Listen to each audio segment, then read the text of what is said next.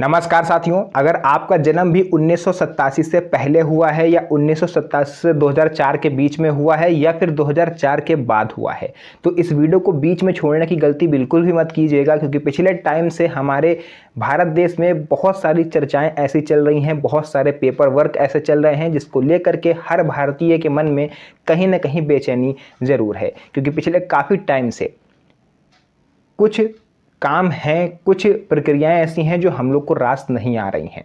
हमें समझ ही में नहीं आ रहा है कि गवर्नमेंट ऐसा क्यों कर रही है। तो उन सभी चीज़ों पर आज सुप्रीम कोर्ट का बड़ा फैसला आ चुका है, उसके बारे में आज मैं आपको इस वीडियो में विस्तार से बताने वाला हूं।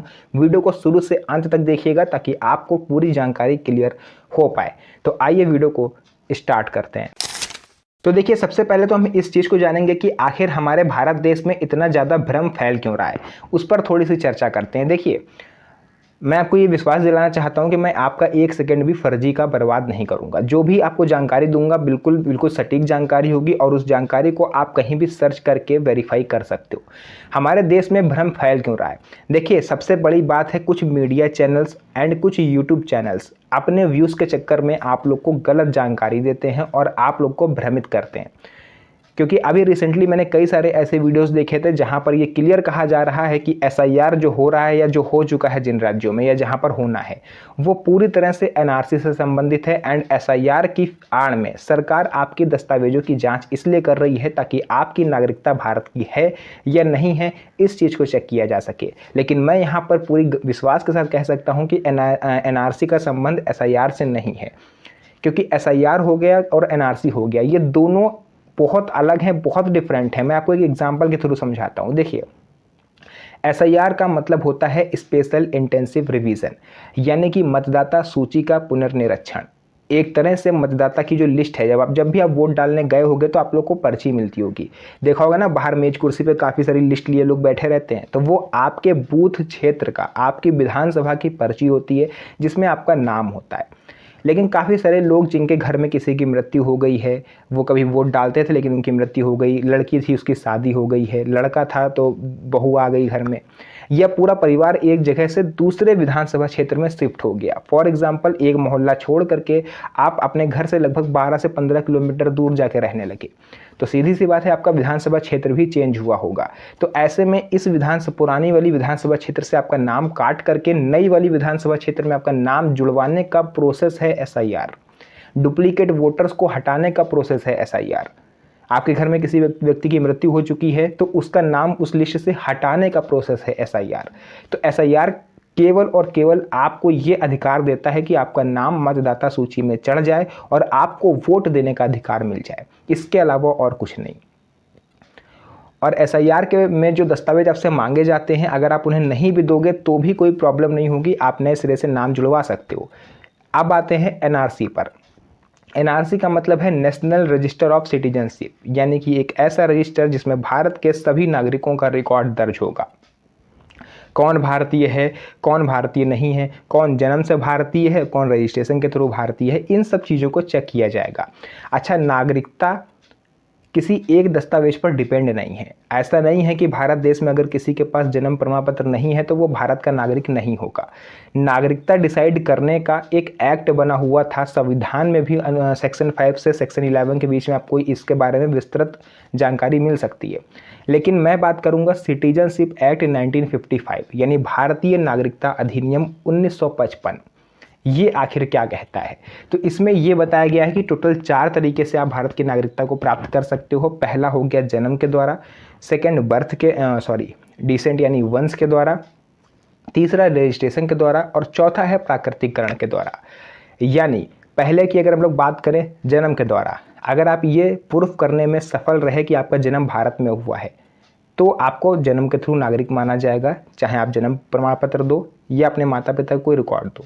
यानी ये साबित होना चाहिए कि आपका जन्म भारत में हुआ है। एंड अगर ये पॉसिबल नहीं है तो आप ये साबित कर दो कि आपके पूर्वज भारतीय थे। फॉर एग्जांपल, आप अपने माता पिता का कोई पासबुक हो गई, कोई वोटर आईडी कार्ड हो गया, आधार कार्ड हो गया, वो दिखा दो 1987 से पहले का, है ना। यानी आप ये प्रूफ कर दो कि आपके माता पिता शुरू से भारत में रहते आए हैं, आपकी जड़ें भारत से जुड़ी हुई हैं, तो आपको वंश के थ्रू नागरिक माना जाएगा। तीसरा है रजिस्ट्रेशन के द्वारा। अगर कोई बाहर का व्यक्ति आकर के भारत के युवक या युवती से विवाह कर लेता है तो उसको रजिस्ट्रेशन करवाना पड़ता है, तब जाके उसको रजिस्ट्रेशन के थ्रू नागरिकता मिलती है। चौथा है प्राकृतिककरण, यानी कि अगर हमारा भारत देश किसी दूसरे देश पर कब्जा कर ले तो वहाँ के जो नागरिक होंगे वो स्वतः भारतीय नागरिक हो जाएंगे, बिना किसी दस्तावेज के, बिना किसी रजिस्ट्रेशन के। तो ये कहता है हमारा सिटीजनशिप एक्ट 1955 का कानून। अच्छा, अब देखिए सुप्रीम कोर्ट की तरफ से इसमें क्या प्रक्रिया आई है, सुप्रीम कोर्ट की तरफ से क्या फैसला आया है। सुप्रीम कोर्ट में चल रही सुनवाई के दौरान यह बात सामने आई है कि किसी भी नागरिक के साथ मनमानी नहीं होनी चाहिए। ऐसा नहीं है कि कोई भी सरकारी अधिकारी किसी व्यक्ति को फोर्सफुली डॉक्यूमेंट दिखाने के लिए मजबूर करे, और ये जिम्मेदारी है राज्य सरकार की कि उस राज्य के किसी भी व्यक्ति के साथ मनमाने तरीके से आप दस्तावेज दिखाने के लिए उसे बाध्य नहीं कर सकते। किसी को ज़बरदस्ती आप देश से बाहर नहीं कर सकते, उसके भी अपने राइट्स हैं, उसका भी अपना अधिकार है।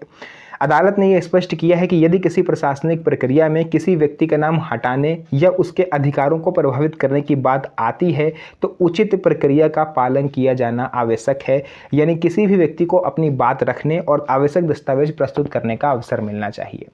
क्योंकि हाल ही में कई सारे केस ऐसे देखे गए थे जब से बिहार में ये चीज़ हुई थी कि लोगों को मजबूर किया गया कि आप अपने दस्तावेज दिखाइए, अदरवाइज़ हम आपको बाहर दूसरे देश में डिपोर्ट कर देंगे, दूसरे देश भेज देंगे, आपको हम विदेशी बता देंगे, आपको हम घुसपैठिया बता देंगे।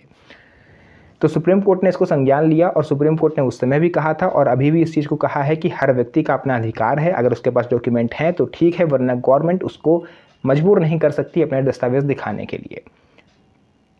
और दूसरा, किसी भी व्यक्ति को सरकार बिना जांच के, बिना पारदर्शी प्रक्रिया के विदेशी घोषित नहीं कर सकती, ना ही घुसपैठिया घोषित कर सकती है। क्योंकि अगर ऐसा गवर्नमेंट कर रही है तो सामने वाले को ये सुप्रीम कोर्ट अधिकार देगा कि आप अपनी सफाई दीजिए, अपनी बात रखिए, और जो भी दस्तावेज आपके पास हैं आप उसे दिखाइए, है ना। राज्य सरकार अब मनमानी नहीं कर सकती। अभी तक कई राज्यों में देखा गया है कि राज्य सरकार मनमाने तरीके से अपने हिसाब से इस प्रक्रिया को चला रहे थे।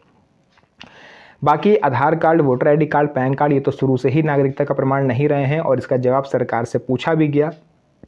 सरकार की तरफ से अभी तो कोई सेटिस्फैक्टरी जवाब मिल नहीं पाया है ना। अब इसमें आपको क्या करना है, देखिए, अगर आपके पास Aadhaar card, PAN card, voter ID card, जन्म प्रमाण पत्र, पासपोर्ट या अन्य कोई भी सरकारी दस्तावेज है तो इस चीज़ को ध्यान में रखिए कि सभी दस्तावेजों में नाम एक जैसा होना चाहिए। किसी भी डॉक्यूमेंट में नाम का मिसमैच अलाउड नहीं है। सुप्रीम कोर्ट ने भी ये चीज़ क्लियर कही है कि अगर आपके सभी दस्तावेजों में अलग अलग जानकारी है तो भविष्य में आपको परेशानी होगी, इस चीज़ से इनकार नहीं किया जा सकता।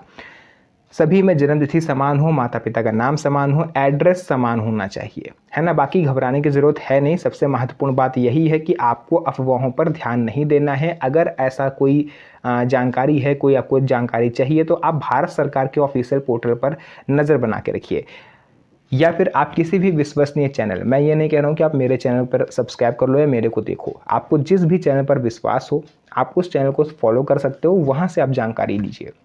ऐसे हर चैनल आप देखोगे ना, तरह तरह की वीडियोस देखोगे तो आप लोग भ्रमित होगे। तो मेरा आप लोग को इस वीडियो के माध्यम से बताने का जो संदेश था, जो बताना चाह रहा था, वो यही है कि आपको घबराने की ज़रूरत नहीं है। सुप्रीम कोर्ट बीच में पड़ा हुआ है तो किसी भी व्यक्ति की नागरिकता ऐसे नहीं जाएगी।